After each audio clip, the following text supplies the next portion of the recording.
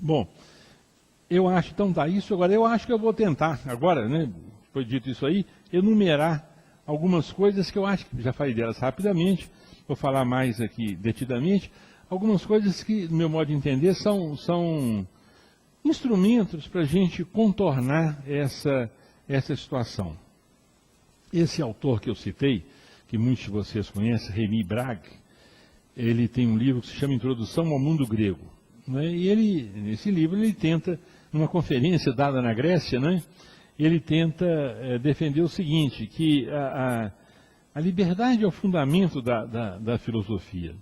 Liberdade no seguinte sentido, né? A filosofia, curiosamente, né, como pretensão, o exercício do conhecimento, esse apego à razão, não pode estar submetido a nada externo a ela. A razão é liberdade nesse sentido, né? Ela não se dobra a nenhum senhor, seja um senhor político, seja um senhor religioso. Não é? Uma estrutura política, estrutura religiosa. Então ele está dizendo, dependendo disso aí, diz o seguinte, tem três grandes características da filosofia. Eu acho, estou tentando retomar, porque eu acho que isso aqui quebra um pouco essa situação na qual nós estamos. Então eu começo a falar de novo para a pessoa que vai dar aula segunda-feira, terça-feira, quarta-feira, né? Pensando, quando eu comecei a dar aula, na segunda, na terça e na quarta-feira.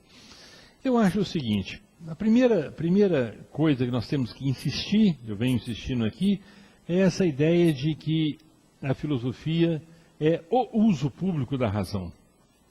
No seguinte sentido, que a filosofia, a fonte da filosofia, é um diálogo permanente, não é?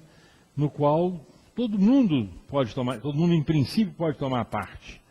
E que os argumentos, eles não dependem da sua origem. Não importa quem está argumentando, importa o valor do argumento, importa o valor da fundamentação daquilo que nós apresentamos. Então a razão é uma instância pública. Isso não tem nada de novo, isso é a experiência socrática da filosofia. Chamar uma pessoa para conversar. Por que nós chamamos uma pessoa para conversar? Porque a razão está entre nós. Se ela estivesse comigo, eu convencia. Se estivesse com ela, eu aprendia com ela. Mas está entre nós. Então essa ideia de que a experiência da razão é uma experiência pública. Não é?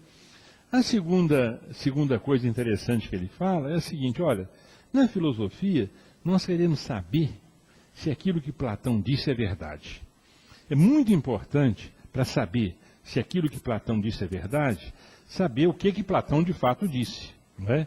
Então nós apontamos o dedo para a Lua, isso é muito importante para ver a Lua. Mas se você ficar prestando atenção no dedo, então vamos debruçar sobre Platão, Aristóteles, Hegel, Nietzsche, quem vocês preferirem.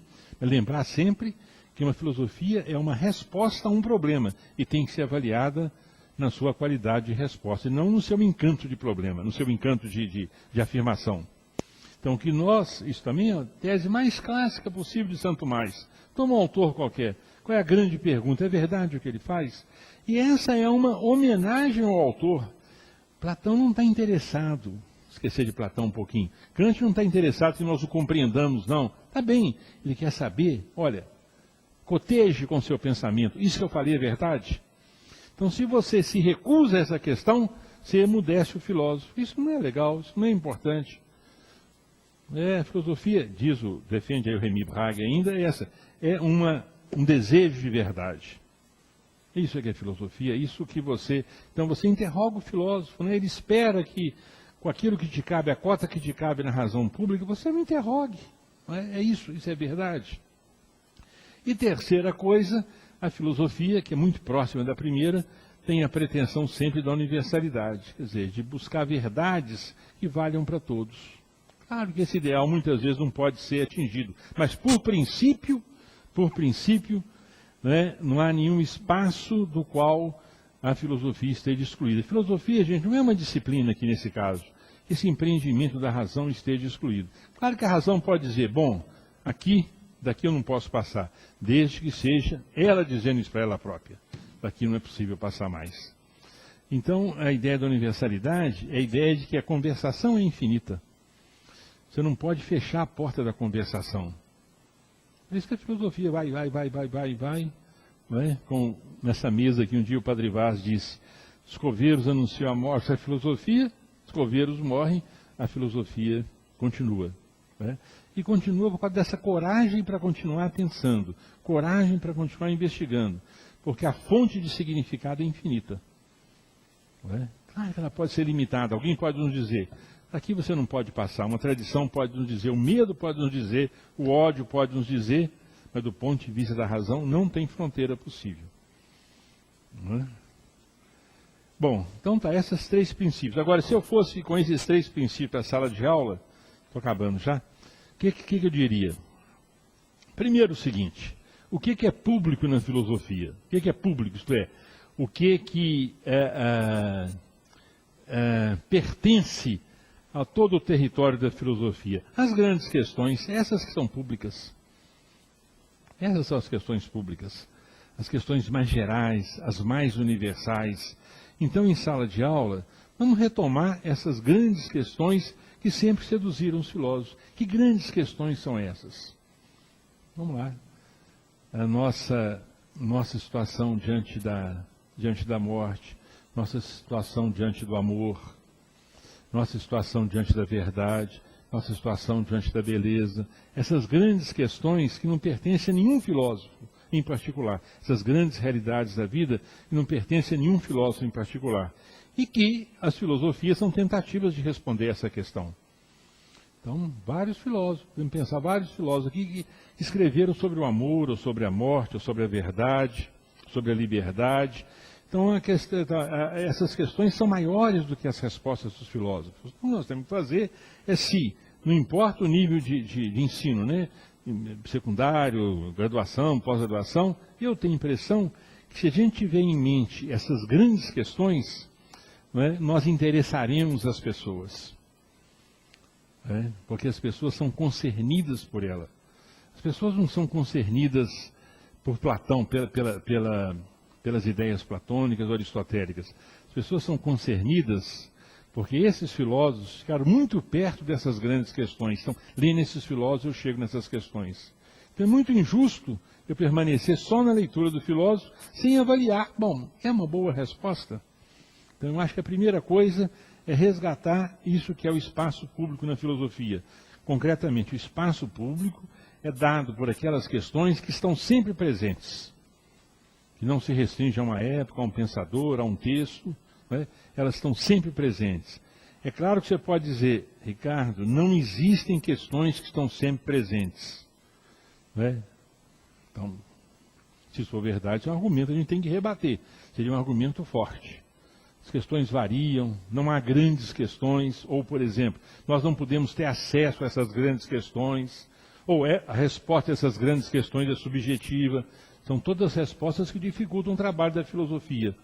Mas vocês são capazes, né, mentalmente, cada um de vocês aí agora, são capazes de recensear essas grandes questões? Vocês estiveram expostos a elas? Né?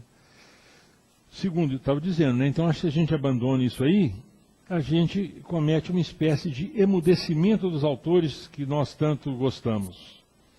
Não é? Nós debruçamos sobre um texto de Heidegger, não é? Compreendemos a crítica heideggeriana à metafísica ocidental. Isso é muito importante entender o que Heidegger quer dizer. Mas se Heidegger pudesse, não é, ficar do nosso lado, ele diria isso aí, bom, agora dá o segundo passo. As coisas de fato para você são assim, porque não há educação filosófica se você não tem um risco pessoal. Não há. Né? Se você decora, ainda bem, decora, é bom decorar aquilo tudo, da aula, etc. Mas se não tem um risco pessoal, se você não foi intimidado por aquela questão, e, principalmente, os alunos descobrem isso. Tem uma regra, eu dou aula, dou aula há muitos anos, mais do que eu tenho aqui coragem de falar. Mas não se esqueçam disso. Os nossos alunos, mesmo que sejam péssimos alunos, mesmo que não se interessem por aquilo que nós estamos dizendo, eles têm uma absoluta sensibilidade para descobrir quando nós não somos bons professores. Nunca se esqueçam disso. Aquele aluno da sexta-feira à noite, do segundo horário, que está na pior situação dentro da sala de aula, que nunca prestou atenção na sua aula, que fala mal de você, pototó, pototó, pototó, pototó. Tudo isso de ruim. Esse cara sabe. O professor está sacando. Eu acho também, repetindo um pouco o que eu disse também, vamos resgatar essa ideia, que é a ideia grega, a ideia medieval, a ideia iluminista, desse direito ao argumento, desse direito à razão, ao uso público da razão. Isso é a civilização ocidental. Nós podemos questionar isso aí, nos desocidentalizarmos, mas o experimento ocidental é o experimento do uso público da razão. Se nós, por exemplo, confinássemos a razão à ciência, se nós achássemos que a razão deve estar confinada na ciência, nós estaríamos traindo isso que é essa tradição, isso que começou entre os gregos e que é a história fundadora nossa. Não é?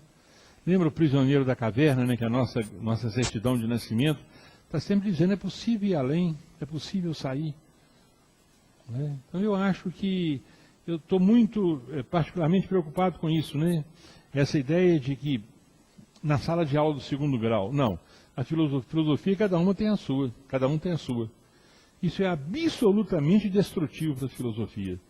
Se nós não conseguirmos provar para o professor de geografia, de matemática, do conselho de classe, que nós temos um lugar de argumentar, um lugar de conversar, nós usamos a razão, nosso destino vai ficar muito mais dificultado. E por fim, essa ideia de que nada, há uma frase de um poeta romano, Terêncio, que dizia: nada do que é humano me é estranho.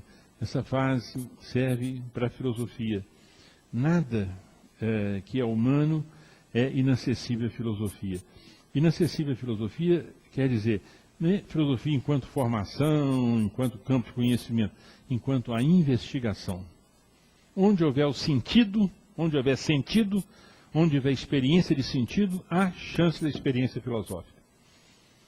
Que é mais ou menos, nós somos isso, nós somos caçadores de sentido.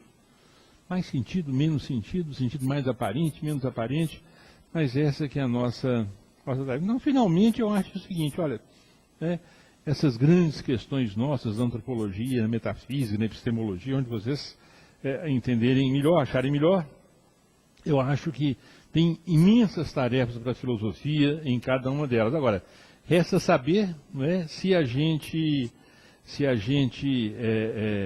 está disposto, nós estamos dispostos a sair da nossa zona de conforto e ir para essa zona um pouco embaralhada, que é essa que nos aproxima daquelas pessoas que nesse momento não são filósofas, vamos dizer assim, não estão interessadas diretamente na filosofia. E lembrar sempre, que a lição mais importante, antes de nós estudarmos filosofia, nós pertencemos à condição humana, isso nos agrupa, isso nos aproxima, isso nos humaniza. Lembra o texto de Aristóteles que dizia que os deuses e os animais podem viver fora da polis, podem viver longe uns dos outros, nós não.